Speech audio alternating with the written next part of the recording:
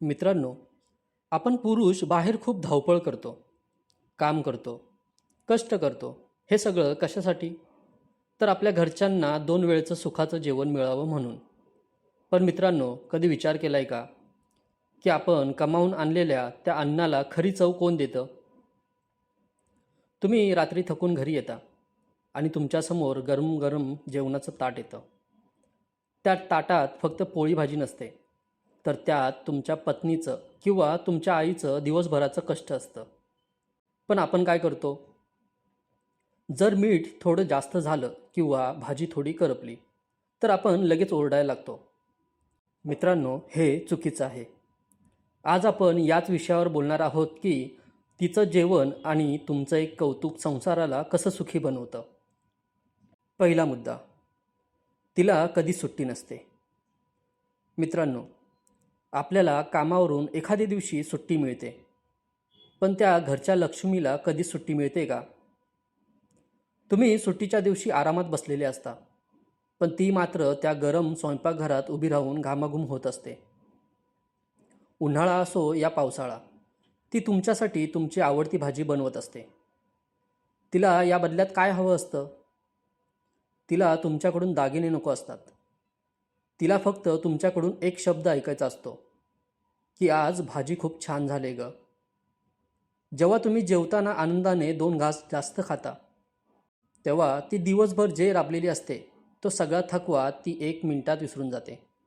तुमच्या एका कौतुकामुळे तिला पुन्हा उद्या नवीन उत्साहाने काम करायला बळ मिळतं.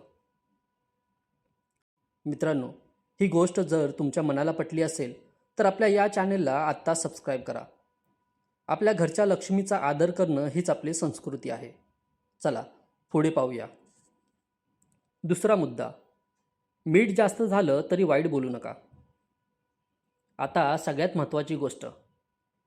मित्रांनो, कधीतरी जेवणात मीठ जास्त पडलं असेल किंवा कधीतरी भाजी थोडी अळणी झाली असेल. अशा वेळी ताटावरून कधीच रागात उठू नका किंवा तिला वाईट बोलू नका. ती सुद्धा माणूसच आहे. दिवसभर घरची 100 कामं करताना कधीतरी तिचं लक्ष इकडे तिकडे होऊ शकतं. जर जेवण थोडं बिघडलं असेल तरी शांतपणे जेवा. तिला प्रेमाने सांगा की आज मीठ थोडं जास्त झालंय, पण काही हरकत नाही, भाजी छान आहे. तुमच्या या एका शब्दाने तिला तिची चूक पण समजेल आणि तिचं मन पण दुखावणार नाही. ती तुमच्यासाठी आयुष्यभर राबणार आहे. मग एका वेळेच्या मीठ जास्त झाल्यामुळे आपण तिच्यावर का चिडायचं? चुका माफ करून नातं जपण्यातच खरा पुरुषार्थ आहे मित्रांनो. तिसरा मुद्दा, खरं प्रेम तिच्या हातात असतं. मित्रांनो, आपण हॉटेलमध्ये कितीही पैसे खर्च करून जेवलो तरी घरच्या जेवणाची सर कशालाच येत नाही. हॉटेलचा आचारी फक्त कामासाठी जेवण बनवतो, पण घरची स्त्री ही तुमच्या प्रेमासाठी जेवण बनवते. तिला माहीत असतं की तुम्हाला काय आवडतं आणि काय नाही. तुमच्या आवडीनिवडी जपणं हेच तिचं काम असतं. सायकॉलॉजी सांगते की जेव्हा कोणी आपल्यासाठी प्रेमाने जेवण बनवतं, तेव्हा त्या जेवणाने मनाला शांती मिळते. पण जर आपण त्या जेवणात सारख्या चुकाच काढल्या, तर बनवणाऱ्याचं मन तुटतं. तुमचं कौतुक हेच तिचं सर्वात मोठं बक्षीस आहे.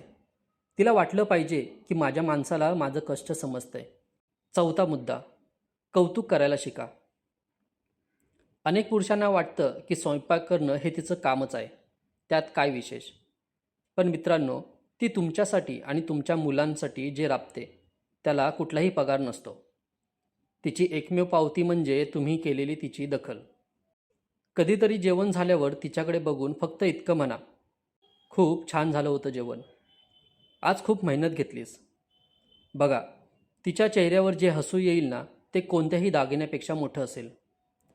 हे कौतुक तिचं मन मोठं करतं. तिला वाटतं की या घरात माझ्या कष्टाची किंमत आहे. आणि ज्या घरात स्त्रियांचं कौतुक होतं तिथे नेहमी सुख असतं. तर मित्रांनो, आज जेव्हा तुम्ही घरी जाल तेव्हा ताटातला पहिला घास घेतल्यावर भाजी कशीही असो, तुम्ही प्रेमाने जेवाल. मीठ जास्त झालं असेल तर चिडणार नाही. आणि जेवण आवडलं असेल नसेल तरी मनापासून तिचं कौतुक करा. हा व्हिडिओ जर तुम्हाला आवडला असेल तर आपल्या मित्रांना नक्की पाठवा. पुन्हा भेटूया अशाच एका काळजाला भिडणाऱ्या व्हिडिओमध्ये.